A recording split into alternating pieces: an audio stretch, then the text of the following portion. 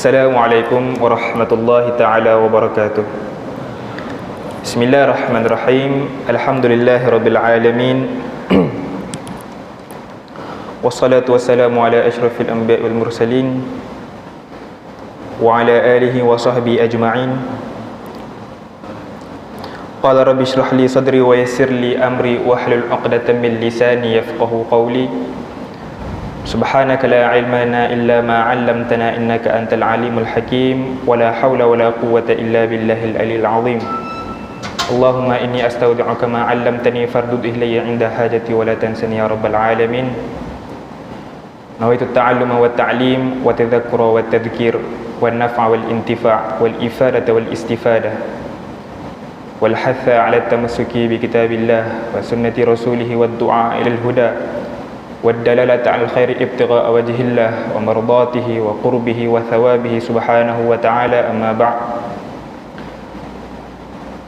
Jadi sebelum kita memulakan kita punya pengajian kita malam ni, seperti mana yang kita telah tahu sikit sebanyak tentang saya yang telah diperkenalkan oleh Tuan Imam tadi. Jadi saya ni masih muda. Jadi sekiranya terdapat sebarang salah silap, terlebih kata atau kurang kata daripada penyampaian saya pada malam ni, sukalah untuk saya mohon maaf terlebih dahulu. Sebab ilmu ni luas. Sekalipun kita belajar bertahun-tahun, belum tentu kita dapat kuasai semuanya. Sekalipun kita hafal Quran ke, sekalipun kita ada tahap-tahap pengajian, degree, PhD, master dan sebagainya, belum tentu kita dapat menguasai suatu ilmu tu dengan sepenuhnya, dengan secara keseluruhan. Sebab ilmu Allah Subhanahu Wa Taala ni amat luas. Ibaratkan orang yang alim ulama, ilmu yang ada pada dia tu ibarat kalau kita celup jarum dalam lautan, apa yang tersisa di jarum itu, itulah ilmu para ulama. Apatah lagi kita ni sebagai orang awam. Jadi ilmu Allah SWT ni teramat luas. Jadi sebelum kita mulakan pengajian kita dengan lebih lanjut, suka untuk saya ingatkan barang siapa yang belum untuk berniat i'tikaf, niatlah i'tikaf. Itu di antara kelebihan umat Muhammad, Nabi kita, Nabi Muhammad SAW kepada kita. Duduk saja dalam masjid pun boleh pahala. Tapi dengan syarat kena niat. Nak niat, macam mana kita nak gandakan pahala sunat, kita jadikan dia wajib. I'tikaf benda sunat, tapi kita jadikan dia dengan wajib dengan cara kita bernazar. Sebab apa? Sebab pahala fardu digandakan oleh Allah SWT sebanyak 70 kali ganda. Jadi caranya kita lafazkan dulu nazar. Nazar ni kena bernafas, kena berlafaz. Jadi kita lafazkan nazar. Sahaja aku bernazar untuk beriktikaf selama mana aku duduk di dalam masjid lillahi ta'ala. Kemudian lepas kita cakap itu, barulah kita niat dengan niat nazar. Saja aku beriktikaf al-manzur, saja aku beriktikaf nazar dalam masjid ni kerana Allah SWT. Jadi siapa yang telah niat macam tu, free je dia dapat gandakan pahala dia. Duduk saja, relax, santai kat kerusi kan, santai, dapat free pahala. Sebab tu kita jangan pelik. Kalau di akhirat kelak, apabila ditimbang pahala amalan kita, ada sesetengah daripada kenalan kita yang pahala dia banyak daripada kita. Sedangkan waktu di dunia dulu, kita ni best friend dengan dia. Pergi masjid sama-sama, buat amal kebajikan sama-sama, puasa sama-sama. Tapi bila ditimbang amalan kebaikan di akhirat sana, tengok kawan kita tu lagi tinggi. Atas sebab apa? Di atas sebab benda macam ni lah. Sebab dia tahu bagaimana nak menggandakan amalan dia. Itulah untungnya orang yang berilmu.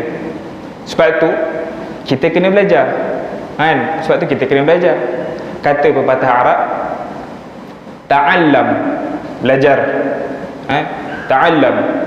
Falaisal mar'u yuladu aliman walaysahu ilmin kaman huwa jahil fa inna faqihan wahidan ashaddu 'ala syaitan min alfi 'abidi. Belajar. Sebab apa kena belajar? Sebab tak ada orang pun yang lahir atas muka bumi ni dalam keadaan dia dah tahu. Tak ada. Semua orang lahir dalam keadaan ke atas muka bumi dalam keadaan tidak tahu. Kan? Kita belajar sedikit demi sedikit, daripada mengesot, merangkak, berlari sikit-sikit, layan anak, jatuh, bangun balik, sampailah boleh berlari. Daripada kita nak baca Quran, kita tak tahu, kita mula daripada alif bata. Kita nak baca bahasa Rumi, kita tahu, kita belajar ABC. Walaysa akhu ilmin kaman huwa jahil. Orang yang berilmu tidaklah sama macam orang yang jahil. Qala Allah Ta'ala fi Quran Karim, qul hal yastawi alladhina ya'lamuna wal ladhina la ya'lamun. Katakanlah, Muhammad, orang yang berilmu ni dengan orang yang tidak berilmu ni sama ke? Mana boleh sama? Tak. Darjat orang yang berilmu diangkat oleh Allah SWT. Yarfa'illahu alladhina amanu minkum. Allah SWT mengangkat orang-orang yang berilmu di kalangan kamu. Fa inna faqihan wahidan ashaddu 'ala syaitan min alfi 'abidi.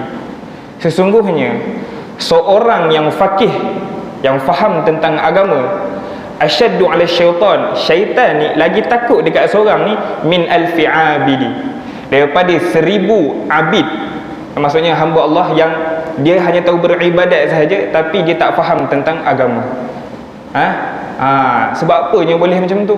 Sebab orang yang boleh faham agama, dia tidur, dia walaupun tidur dia, syaitan takut. Sebelum tidur dia ambil uduk,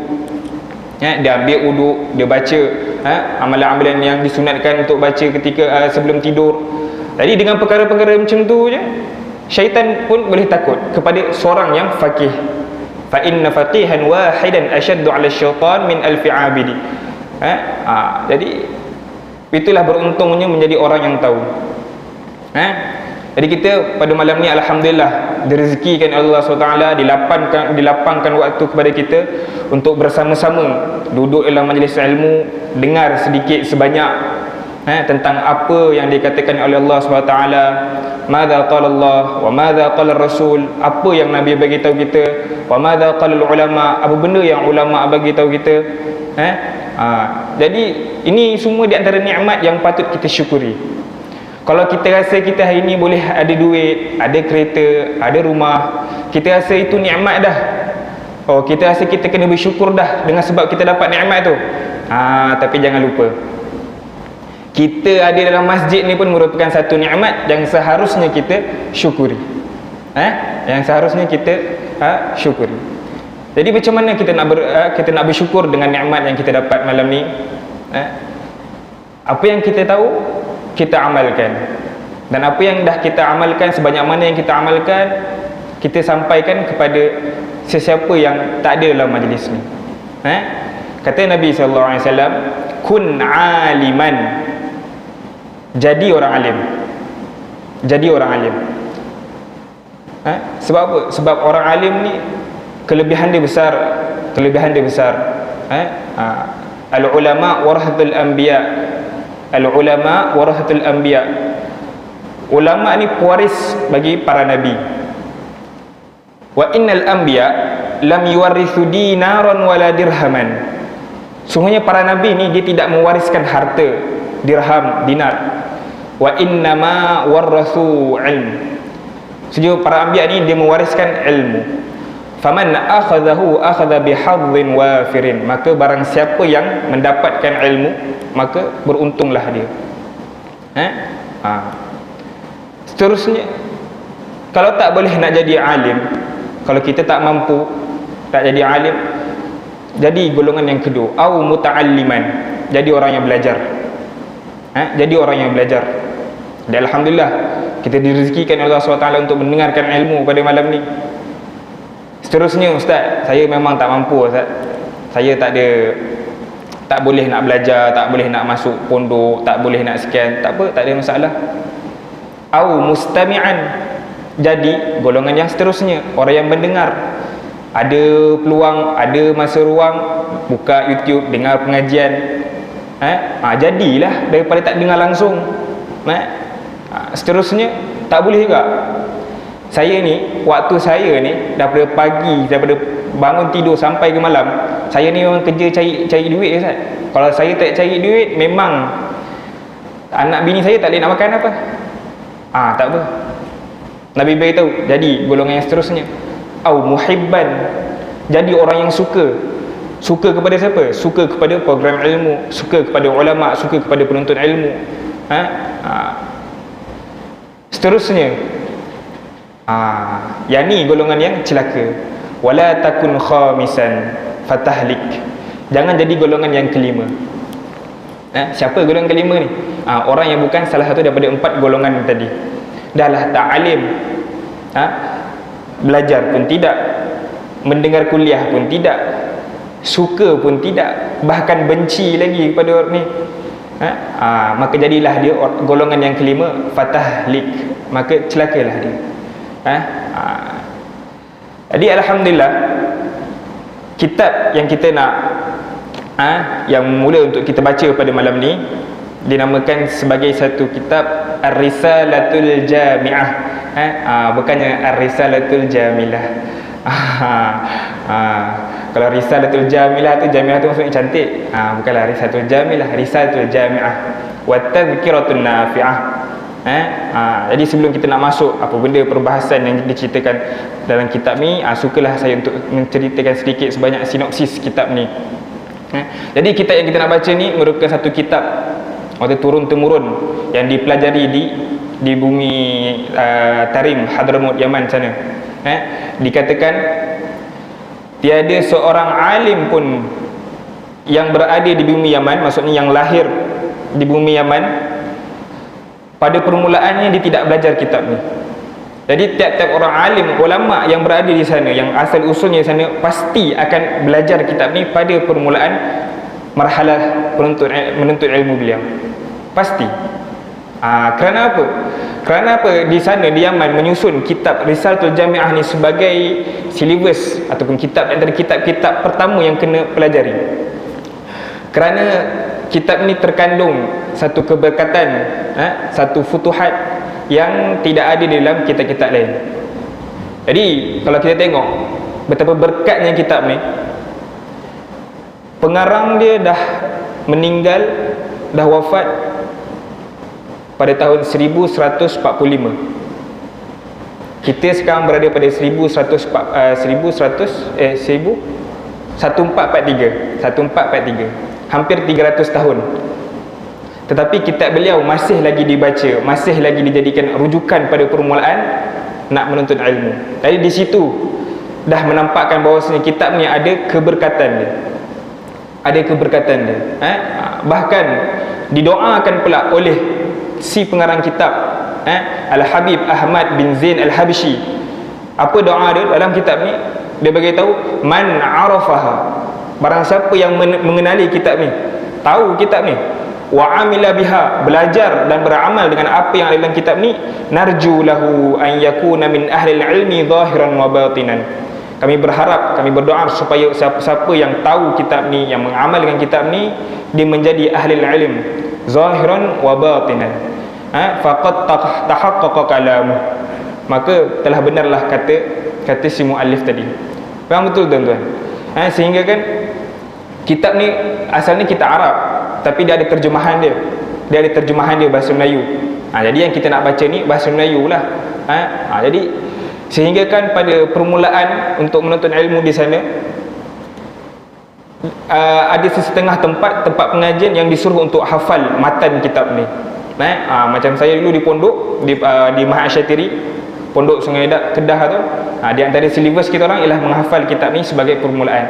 Dan subhanallah, memang siapa yang hafal, beramal dan tahu, dia akan jadi futuh, maksudnya pembuka. Kita nak lalu ilmu ni, nak faham fiqh ni bukan senang. Nak faham fiqh ni bukan senang.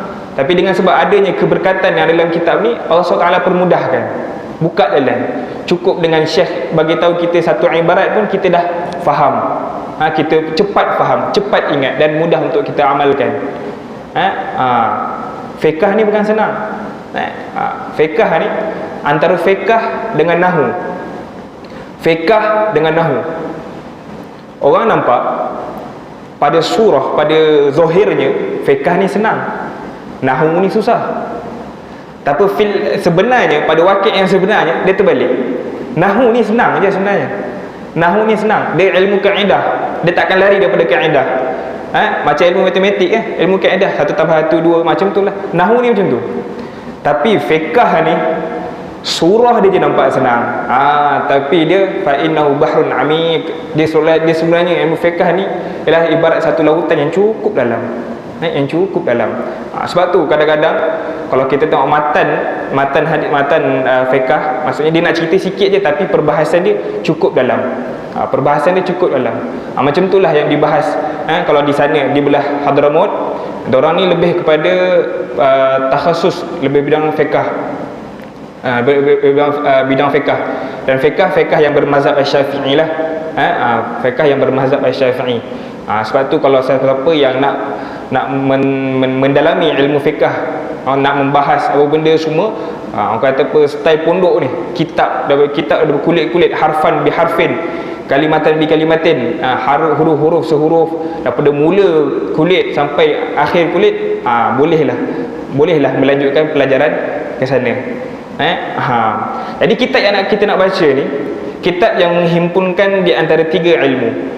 Sebab tu namanya Risalatul Jami'ah, sebuah risalah yang menghimpunkan. Al-Jami' maksudnya menghimpun. Jama'ah Jami', menghimpunkan. Jadi apa yang dihimpunkan di sini? 3 ilmu. Yang mana 3 ilmu ni wajib dipelajari oleh tiap-tiap orang Islam. Bila kata dia Muslim, bila dia kata mukmin, wajib untuk dia mempelajari 3 ilmu ni. Tidak terlepas daripada dia untuk belajar 3 ilmu ni. Kalau Nabi SAW, talabul ilmi faridatun ala kulli muslim ay wa muslimatin. Menuntut ilmu tu wajib. Wajib. Jadi ilmu ni ada banyak. Ilmu dunianya, ilmu akhiratnya. Ilmu akhirat pun ada banyak. Ada banyak jenisnya. Ada nahwu, ada bahasanya, ada hadis, apa benda dan sebagainya. Balaghah, apa benda semua dan sebagainya. Jadi ilmu mana yang wajib dipelajari ni? Iaitu 3 ilmu ni.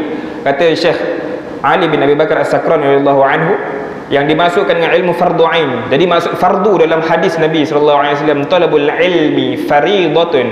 Fardu ni maksud dia fardu apa? Adakah fardu kifayah ataupun fardu ain? Jadi ada juga ulama mentakwilkan apa, memaknakan bahawa fardu kat sini makna fardu kifayah, tapi yang sahih maksudnya fardu ain. Fardu ain. Jadi ilmu fardu ain yang wajib dipelajari oleh tiap-tiap mukallaf 3 ilmu. Yang pertama ilmu tauhid, yang seterusnya ilmu fiqh, yang seterusnya ilmu tasawuf. Jadi itu 3 ilmu yang wajib dipelajari oleh tiap-tiap mukallaf. Ilmu tauhid, ilmu yang membahaskan tentang aqaidul iman, tentang pegangan kita, tentang i'tikad kita. Sebab tu ilmu tauhid ni di antara benda yang pertama kena dipelajari. Kata Matan Zubat, awwal wajibin 'alal insani ma'rifatul ilahi bistiqani. Benda yang pertama yang wajib dipelajari oleh tiap-tiap orang Islam ialah ma'rifatul ilahi bistiqani, mengenal Tuhan dia dengan beserta dalil-dalilnya, sehingga adanya jazam kita punya pegangan dalam hati kita. Jadi ilmu tauhid ni sepatutnya ilmu yang dipelajari daripada kecil lagi. Sebab benda yang melibatkan akidah, benda yang melibatkan pegangan, sekiranya kita silap sekali, kita dah pegang benda yang silap, nak pisahkan itu, untuk kita nak pulihkan itu memang susah. Sebab tu benda yang melibatkan akidah. Sebab tu hati-hati, lebih-lebih lagi pada zaman sekarang ni macam-macam fahaman yang tak apa nak elok, tak apa nak betul. Jadi pada permulaan daripada kecil lagi, didik anak-anak kita, adik-adik kita untuk belajar sifat 20, ma yata'allaq billah wa ma yata'allaq birrasul, apa sifat-sifat wajib bagi Allah, sifat mustahil, sifat harus. Begitu juga dengan apa benda yang wajib bagi Nabi, apa benda yang mustahil bagi Nabi, apa benda yang harus bagi Nabi. Jadi seeloknya kalau untuk permulaan ada satu syair Arab tentang ilmu tauhid. Dia memang ringkas, sangat sesuai untuk permulaan. Nama dia Aqidatul Awam. Aqidatul Awam. Kalau kami dulu di pondok atau di Yaman sini, nazam tu dalam lebih kurang dalam 50 ke 60 bait. Dibaca secara macam nasyid, baca ramai-ramai tiap-tiap minggu. Kalau di pondok di Kedah dulu baca tiap-tiap hari. Kalau di Yaman lu baca tiap-tiap minggu. Jadi yang ni orang kata apa, permulaan. Sebaiknya kalau kepada anak-anak kita perkenalkan dengan benda-benda macam ni. Kalau kita rasa perlu untuk kita nak kenalkan dia dengan benda-benda lain, benda-benda lain, bahasa Inggeris ke, ataupun ilmu-ilmu dunia yang lain, sebelum kita nak memperkenalkan anak-anak kita dengan benda tu, eloklah kita memperkenalkan anak-anak kita dengan ilmu yang melibatkan agama, lebih-lebih lagi ilmu tauhid, lebih-lebih lagi ilmu tauhid. Dan seterusnya ilmu fiqah. Ilmu fiqah diceritakan dalam kitab ni. Jadi ilmu fiqah ni ma'ruf lah, benda yang melibatkan kita punya aktiviti harian kita, daripada pagi sampailah malam, sampai kita nak tidur balik. Seterusnya ilmu tasawuf, ilmu yang melibatkan hati. Kata Imam Ghazali, wajib bagi siapa untuk belajar ilmu ni, ilmu tasawuf ni wajib bagi siapa? Bagi orang yang memerlukan kepada ilaj hati, maksudnya orang yang memerlukan kepada perawatan hati dia. Maksudnya untuk kita ni lah, mudah cakapnya, siapa yang hati dia ada sifat hasad, riya, ujub, sum'ah dan segala sifat-sifat mazmumah yang lain, wajib untuk dia pelajari ilmu tasawuf. Ada ke orang yang lahir tak kenal apa itu hasad, apa itu sum'ah, riya? Ada seorang habib di Tarim daripada keluarga Al-Idrus. Saya tak ingat nama habib dia. Dia beritahu, aku ni tak tahu pun ada sifat hasad atas muka bumi ni, melainkan lepas aku buka kitab Ihya Ulumuddin. Maksudnya bila dia baca, dia murajaah kitab Ihya Ulumuddin, mai tang sampai bab hasad, baru dia tahu, oh ada rupanya sifat hasad ni. Itu nak menggambarkan betapa bersihnya hati dia. Bersihnya hati dia. Jadi silsilah ilmu ni di bumi Tarim ni sangat-sangatlah kuat. Sangat-sangatlah kuat. Jadi kalau siapa-siapa yang nak merasa macam mana orang kata apa, nak kata hidup zaman dulu ni tak adalah sangat, nak kata susah tu tak adalah susah sangat. Ada tempat lain lagi yang lagi susah. Tapi yang kata, kalau siapa-siapa rasa dah bersedia, boleh saya kata, siapa-siapa rasa dah bersedia nak buang dunia dalam hati dia, bolehlah cuba-cuba duduk di Tarim. Bolehlah cuba-cuba duduk di belah Hadramaut. Jadi bagus sangat, elok sangatlah orang kata apa, penyusunan daripada pihak masjid supaya kuliah lepas maghrib ni biarlah kuliah yang berkitab, supaya bila ada yang berkitab ni, bila kita cakap, bila kita belajar, ada tempat rujukan kita, ada tempat kita nak tengok. Nabi kata akhir zaman kathirul khutabah wa qalilul ulama. Akhir zaman ni khutabah ni banyak sangat dah. Nak bercakap, sebab nak bercakap, nak bagi tazkirah mudah. Nak bagi tazkirah dan kita nak faham agama, nak faham tu susah lagi. Nak bercakap ni senang. Nak bercakap cukup senang. Cukup hafal 2-3 hadis, hafal ayat Quran sikit, hafal ulama kata sikit, pandai goreng jalan. Pandai goreng jalan. Tapi kalau kita nak memaham fiqh, kita nak faham tauhid, nak faham ilmu tasawuf, yang ni memerlukan kepada masa. Jadi cantik sangatlah orang kata apa, penyusunan yang dibuat oleh pihak masjid. Jadi siapa-siapa yang nak mendapatkan kitab ni ada dekat Shopee. Ada dijual dekat Shopee. Bolehlah type Risalah Jami'ah. Risalah Jami'ah. Ada kitab ni, harga dia tak mahal pun, lebih kurang RM10 sahaja. Harga dia lebih kurang RM10 sahaja. Jadi siapa-siapa yang berminat untuk dah dapatkan kitab ni, bolehlah berbuat demikian. Jadi kitab yang ada kat Shopee tu bukanlah daripada saya ataupun apa. Saya pun tak tahu. Sabunnya saya tengok-tengok ada. Jadi kalau siapa-siapa yang nak mendapatkan kitab ni, boleh tengok di Shopee. Belilah. Jadi insya-Allah kita akan masuk sikit pada permulaan kitab ni. Bismillahirrahmanirrahim. Qal musannif rahimahullah taala wa nafa'na bi 'ulumihi fid darain amin ya rabbal alamin.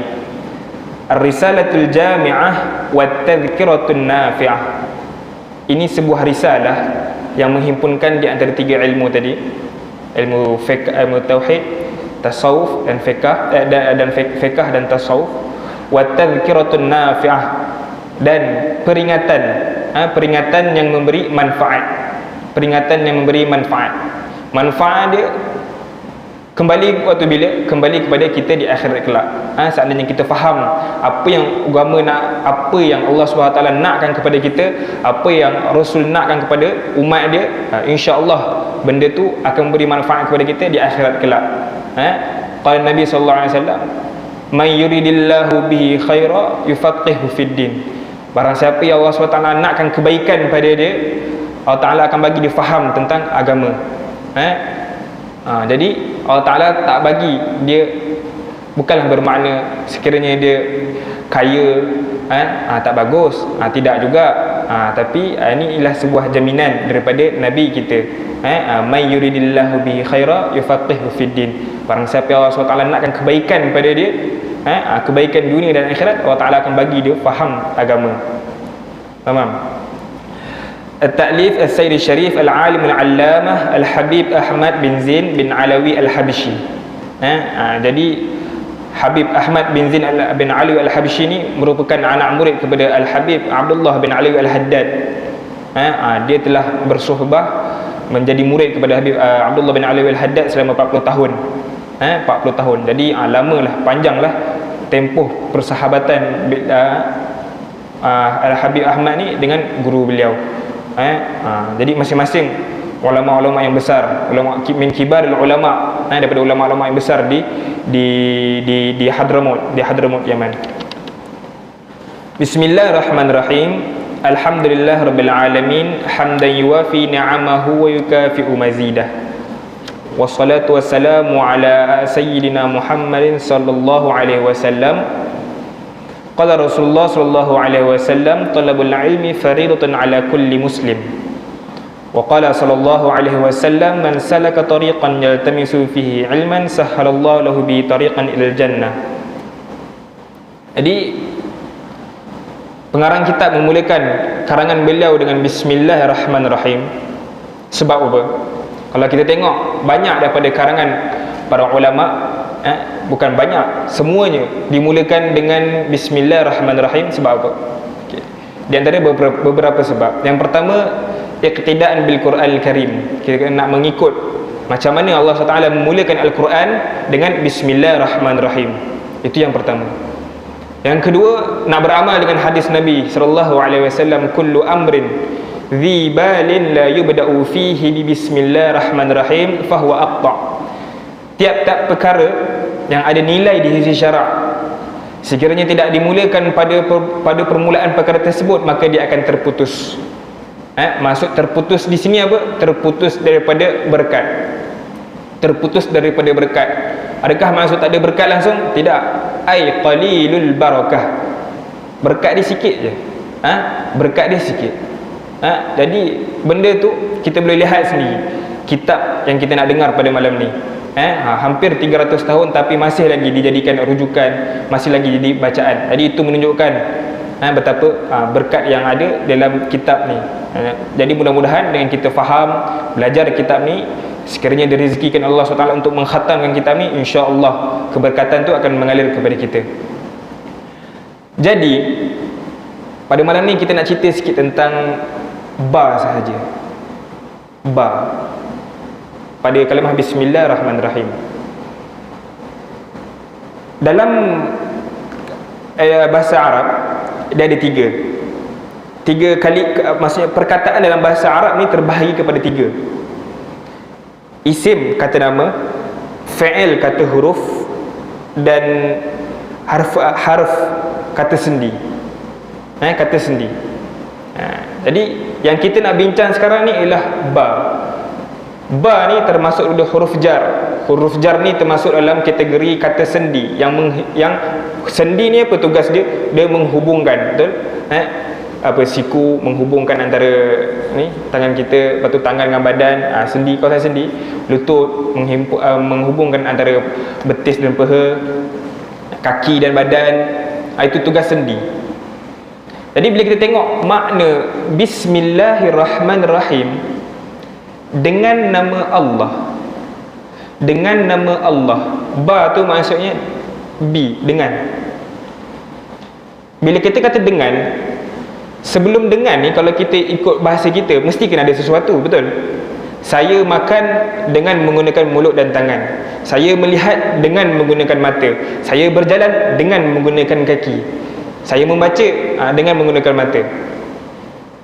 Jadi tiap-tiap kali kita nak mulakan sesuatu, kenapa disunatkan kita, dituntut kepada kita untuk baca Bismillahirrahmanirrahim? Jadi apakah takdir sebelum daripada Bismillahirrahmanirrahim? Kata ulama, itulah perbuatan kita. Perbuatan kita.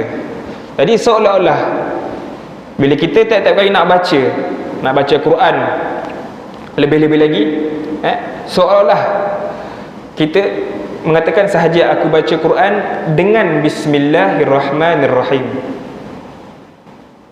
Bila kita nak keluar daripada rumah kita, nak jalan menuju ke masjid, nak pergi bekerja, seolah-olah kita mengatakan, bila kita baca Bismillahirrahmanirrahim, seolah-olah kita mengatakan sahaja aku keluar pintu ni untuk mencari rezeki, untuk pergi ke masjid dengan nama Allah yang Maha Pemurah lagi Maha Mengasihani. Jadi sebelum kita tidur, kita baca doa Bismillahirrahmanirrahim, seolah kita nak kata sahaja aku nak tidur ni dengan nama Allah yang Maha Pemurah lagi Maha Mengasihani. Jadi dengan ni, apa maksud dengan ni? Kata ulama, ba lit tabarruk. Makna ba di sini ialah dengan keberkatan. Dengan keberkatan Bismillahirrahmanirrahim. Sebab itulah dituntut pada tiap-tiap permulaan pekerjaan kita yang ada nilai di sisi syarak, pekerjaan tersebut disunatkan untuk kita mulakan dengan Bismillahirrahmanirrahim. Itulah makna hadis Nabi, kullu amrin dhi balin la yubda'u fihi bi Bismillahirrahmanirrahim fahuwa aqta'. Itu. Jadi sebelum kita nak makan, baca dulu Bismillahirrahmanirrahim. Jadi apa benda yang kita nak makan tu, walaupun sikit, tapi kenyangnya berpanjangan, cukup untuk memberi kita tenaga, kita nak buat amal ibadat. Itu di antara maksudnya keberkatan Bismillahirrahmanirrahim. Jadi ada satu kisah laki dia yang berlaku di antara laki bini. Jadi bini dia ni, si isteri ni, selalu mengamalkan bacaan Bismillahirrahmanirrahim. Maksudnya di setiap perbuatan dia sentiasa membaca Bismillahirrahmanirrahim. Jadi si suami ni serabut. Sat-sat baca Bismillah, sat-sat baca Bismillah. Jadi pada satu hari, si suami ni nak pedajai si isteri dia. Nak kenakan isteri dia. Geram sangat doa asyik baca Bismillah aja. Jadi satu hari si suami ni bagi suatu benda yang berharga kepada isteri dia, minta tolong simpankan. Si isteri pun ambil lah, tak payah cakap, ambil, simpan.